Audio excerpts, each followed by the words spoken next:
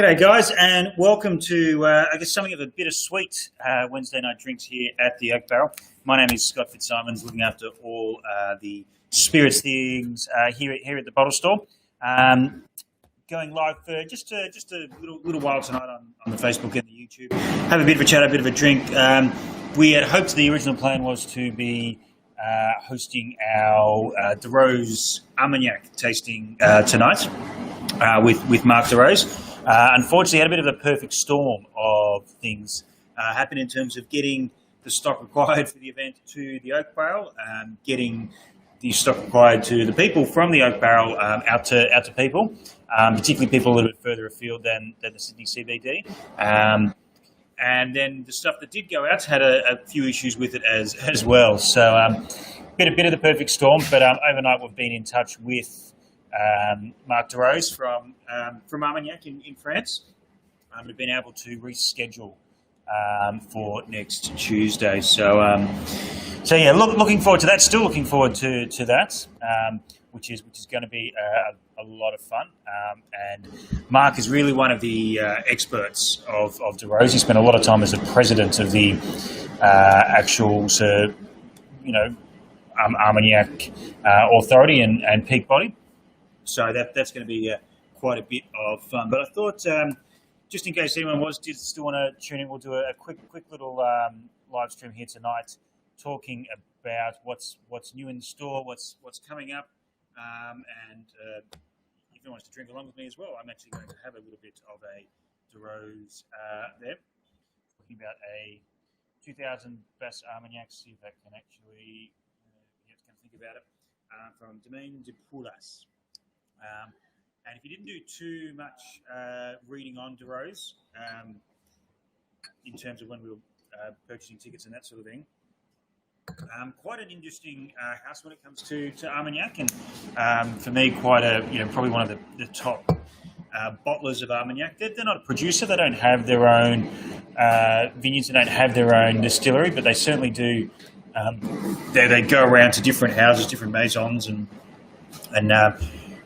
grab grapes and sometimes buy old barrels and all sorts of things to release under their range. Always at cask strength, which tends to be about 50% with Armagnac, and always in single vintage and very, very limited, some of them. So we get quite a wide range. And I think for me, one of the really interesting things about Armagnac, and we'll obviously talk about it quite a bit next week, is just the way that it differs from cognac. And there's the element of cognac also coming from distilled from grapes up in the north of France in the Champagne region. The soil's different.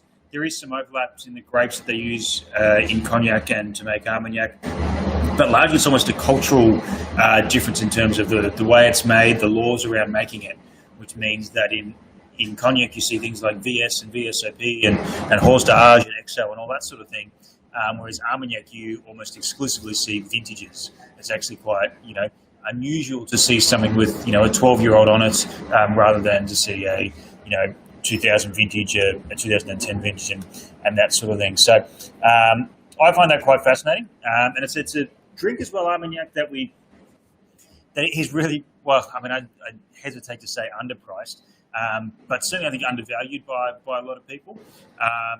The vast majority of cognac distilled in France is exported, whereas the vast majority of Armagnac is consumed domestically. So, there hasn't been a huge international demand for Armagnac historically, and that's kept the prices pretty reasonable because, international demand is one of the big drivers of price and exports. And as soon as you export something, the price tends to go up. So if you're doing a lot of that, that can be quite pricey. But looking forward to that. We actually in store here today. You can see over my shoulder, my left shoulder, your right shoulder, the Japanese section, just down from it about here, which you can't quite see, is where Armagnac used to start. We're actually a bit of a swap around today. Spent the last couple of hours moving gin there, and Armagnac's gone back around to kind of where it started, where it was a couple of years ago. But I'm taking up the 9 boxes that gin had over there. When I was last over there, I only had 1 box a few years ago. So letting it breathe a little bit, so to speak, which is good. But there's been a few few new things coming today from the spirits world, and go up on the website. Well, actually, yesterday, Infrequent Flyers, which is a new Scottish independent bottler from the Alistair Walker Whisky Company. And Alistair Walker, the name might be familiar, not because obviously Walker's quite a famous name in Scotch whisky, but we're not talking about that Walker, we're talking about Billy Walker, who is credited with changing around the fortunes of the Benriach Distilling Company. He bought Benriach a little while ago, and then bought Glendronach and Glenglassaugh and brought them into what is now the Benriach Distilling Company. He sold that on to Brown-Forman, and with the money from that went and bought Glenallachie Distillery. And his son, Alistair Walker, has spent a lot of time, basically the last 2 decades, working with his father in various capacities, whether that's in marketing, on working in the distillery, running tours, like all that sort of stuff. Export as well. I think he's been involved in. So he's done a few different things. He's now branched out on his own with the Alistair Walker Whisky Company, and part of that is the independent bottler Infrequent Flyers. So it was formed in sort of late 2018, but the first releases were last year in June and then in October. From batch 1 and batch 2. It's about 7 releases, single casks in each batch. They've been released overseas, they've sold out, but we, Australia, actually had a few put aside for them. So our first taste is a sort of a cross-section of batch 1 and batch 2. Very, very limited. Some of the bottles we only got 1 of, some we got 2. Some have already sold out, but they're on the shelf now. They're on the website if you want to take a look, which is quite... some very, very tasty things, and some distilleries, which is exactly what you want from an independent bottler. Some distilleries that you don't see a huge amount of. There's an Orthrusk in there. There was a Macduff. That was one of the first ones to go. And there's a Fettercairn as well, which is quite interesting. And if you look at the tasting notes for that, one of the big tasting notes is tomato stem, which I think is something that potentially I have always picked up in Fettercairn, but never been able to put my finger on exactly what it is. When I read that, I thought, yep, no, that's exactly what I'm tasting there, tomato stem. But yeah, so that's really cool. Unfortunately, there's nowhere near enough bottles that even if we were allowed to host tastings, this would be a brand that we sort of would have looked to have done a tasting, but with one of there wasn't enough. But batch 3 is due towards the end of the year with the whole new range of single casks. So hopefully we can get our hands on a little bit more of that. We're expecting the allocations to be a little bit bigger. Not huge. Some of these are bottlings of only sort of 200, 250 in the run. So, Australia getting their hands on 18 of them or 20 of them will be pretty good. But if we can get sort of like 3 or 4, that would sort of open us up to run a tasting at some point. Global pandemics and social distancing laws permitting, obviously. Other thing that came in today on the shelf is the Westward Oregon Stout Cask. Some people might remember that we had a virtual tour of the distillery in Portland, Oregon, in the States with Miles Munro, the head distiller there, a few weeks back now. And we're going to hopefully do something similar as well with the stout cask. So Westwood is an American whiskey distillery. It's a single malt distillery, and coming from Portland, Oregon, there's a lot of craft beer culture there. So the focus for the single malt in their eyes is on the brewing, on the yeast, on the fermentation times, all that sort of thing. The whiskey then thrown into virgin oak, because that's a lot of what the American palate is. It's done pretty well here. It's done better than most American single malts in terms of pick up from the consumers that we have here at the Oak Barrel. So that's been pretty good. But I do think that this stout cask is going to resonate quite well. We've lucky to have a few times that people from Westwood have been out to Australia, and the stout cask has sort of been snuck into the country in suitcases and things. And I think it's basically their single malt aged for another 12 months, give or take, depending on what time of the year it went in stout casks from breweries sourced from around from Oregon, from the state. And I think what I've seen Australian drinkers react to is our concept of single malt is very much driven by a Scottish single malt. And our own Australian single malts are driven, by that Scottish mould. So the fact that stout cask just gives it that extra spice, a bit of like extra milk chocolate sweetness at the end. And people seem to be resonating with that a little bit better because it's got that extra oak influence rather than just the straight virgin oak, which, is, I think, can be a bit jarring to Australian palates sometimes. So one side pretty much straight off the bat, I think, or a couple went as soon as we put it up today. So that's going to be quite interesting. But yeah, we're hoping to organise a time with Miles to sort of have another bit of a chat and talk about it, which will be good fun. Yeah, so I'm actually on the Darroze 2000, the Armagnac that I sort of had before. One of the miniatures I've had sitting around for a few months now.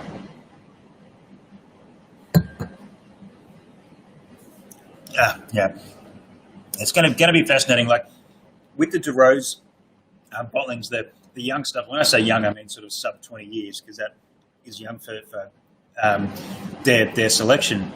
It's really muscular. It's really powerful representations of the soil and of the grape and of the how it's been sort of battered together, and not a huge amount of oak. When you get into stuff that's 30, 40, 50 years old, we're going to dip into the 60s with a 66 next Tuesday.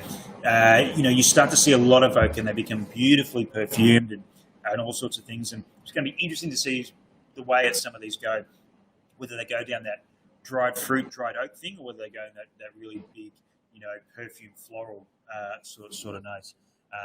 But this one is what I expect is going to be quite similar to the 04 in terms of its structure. Is that big, bold, muscular, powerful Armagnac and powerful spirit. This one's sitting at almost exactly, bang on 50%. So on the higher end of where you normally see Armagnac as well. Other new things in, as you can probably see over my shoulder again, a little bit of the Japanese top-up, which is probably, not hugely noteworthy, but it does come in and go out the door pretty straight away. So if you are looking for that, I would jump on that pretty quickly. But actually spent a lot of today playing with bitters, which is something that I'm interested in. My new shiny thing that's taken my attention away for a couple of weeks, to have a lot of new flavours and sort of see if you're not a cocktail bartender in like a top cocktail bar, it's pretty easy to dismiss bitters as you have one bottle of Angostura at home for that once a year time you make an old fashioned or a Manhattan and have a couple of mates over, and you knock off about 0.5% of that bottle each year. There's that mentality, that concept that the rest of the world of bitters are completely nothing to do with me, and I think that's what we do. Like sad because bitters are these really handcrafted small batch flavors essentially, and they go through all these just like with gin. There's different ways to infuse gins. There's different ways to extract flavor and as well to create long shelf life out of something that needs to be open for a year, 2 years, 10 years, whatever it is. So and you don't necessarily need to have the world's most complex cocktail to see the benefits of bitters. At a very base point, your standard gin and tonic, you can add to a gin and tonic by adding a certain flavour of bitters. You can take it in a different direction if you wanted to. But even just as as a mixture with soda, just soda water, throw a good 6 or 7 dashes of bitters at something, and you'll see that flavour just enhancing the flavour of soda water. But also it's a really good digestive, and certainly after nights of big indulgence on a couple of big wines and a good feed, and to get out of that food coma. Soda and bitters is a very good option. If you're going to do that, you should probably do it in style with a few different exotic bitters, which they're slowly going up online, and I'm going to hunt around a little bit and get some more in. And I don't really know how to run a bitters tasting, but I'm sure we can have some chats, get some experts in from around the country and have that sort of chat. But that's something shiny in the corner, which happens quite a bit. Something shiny pops up and I sort of jump on it and probably take it too far. So if you walk into the Oak Barrel in the next couple of weeks and there's nothing on the shelves apart from bitters, feel free to remind me that, Scott, yes, you've taken that one too far. Calm down on the bitters. A few other things coming in as well. They're not here right now, but I know that they are either in the mail or very, very close. Some new Australian things. Some new Australian things from Flurio down in the Galway Peninsula. They've got a couple of new releases that sort of I think got lost under the news tsunami of the global pandemic. So they're winging their ways to us at the moment. Some new casks from Blackgate Distillery out in Mandarin. Something I'm very excited about. The Joadja first releases of their paddock to bottle. So barley grown in Joadja, near the distillery. Distilled in Georgia, matured there. There's 3 versions of it: Georgia batch 10, 11, and 12. That sort of making their way to us here at the moment. One is an ex-bourbon cask. There's one that was in a Oloroso sherry cask, put into a second fill afterwards to calm it down. When it casts from the one at 46%. So as soon as they land, we'll have send a bit of a note out about that, do a bit of posting. But that's something I'm quite excited about in the next little while, which will be good fun, and should be here quite soon. And it's been a bit of a funny one in terms of stock coming in during the last 3 months. In the fact that when we're not really sure exactly what's going to happen, might be a market today, is there going to be a market tomorrow? There's no market today, is there going to be a market tomorrow? Haven't really, to a large extent, gambled on too much that isn't a guaranteed, sale. So, and because we've seen that with punters, there's been a lot of looking for value, and for bulk and value. And if I've got $200 to spend, I'm going to try something that I know is going to be good. Now is not the time to experiment, which it's a little bit sad, but it's totally understandable in the current environment. One thing that I have seen has been quite interesting is, and to put it into context of an Australian whiskey distillery, Starwood, who have 2 great whiskies at sort of the sub $100 mark. Starwood Twofold, the blend, at $75, and Starwood Single Malt Nova at about $99. Both in Australian red wine barrels. One is the single malt barley, the other one is wheaten barley. So they sell pretty, just different products. They sell pretty consistently, one for one normally. But in the past 3 months, we've seen Twofold outstrip Nova quite considerably. So it's been a little bit of an interesting time, but hopefully as we're seeing a little bit of optimism and everyone, hopefully going back to work, then we can see some of these more premium releases and things that need a little bit more telling. And understandably, a bit of a gamble. Single casks, you've probably never tried them before, and you may not ever try them again. So there is that element, but I'm pretty confident that these are going to be pretty good, and people are going to be pretty exciting about them as well.